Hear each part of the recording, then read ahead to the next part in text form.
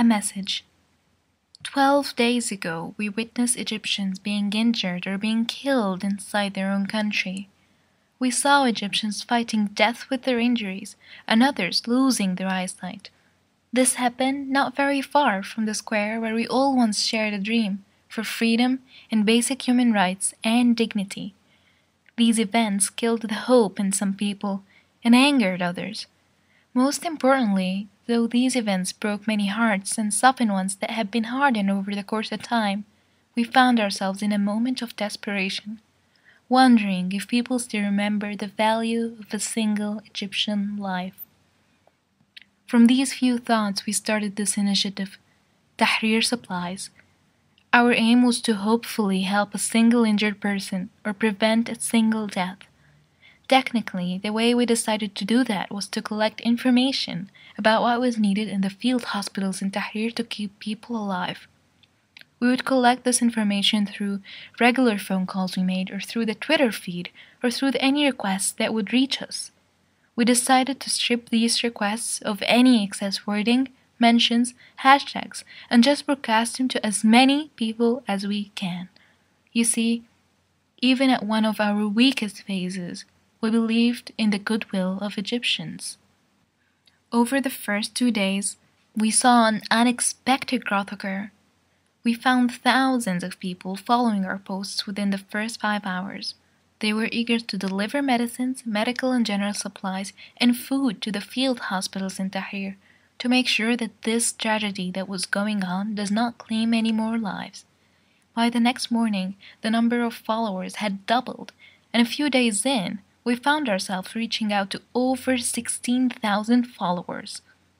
There was something beautiful about this growth. We realized that all the people were united under one cause, a humanitarian one.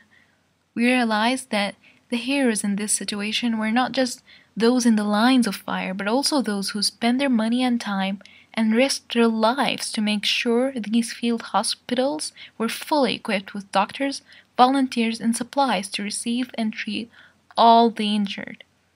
We saw how thousands of Egyptians, regardless of their political beliefs, would always put human life first.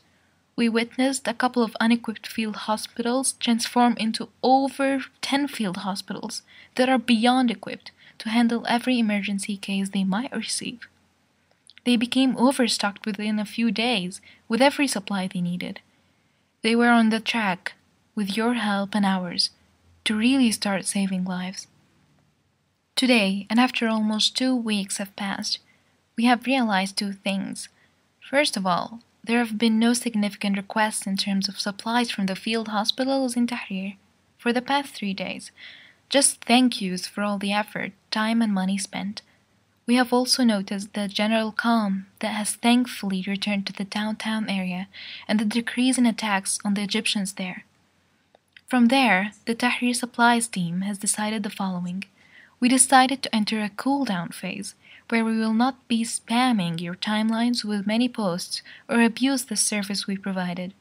The team will definitely be monitoring the current events carefully, as you all will be, and promises to spring back into action the minute help is needed again.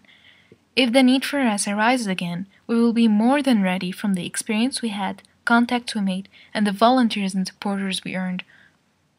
We are using this time to evaluate our capabilities in terms of helping out further across the country through you.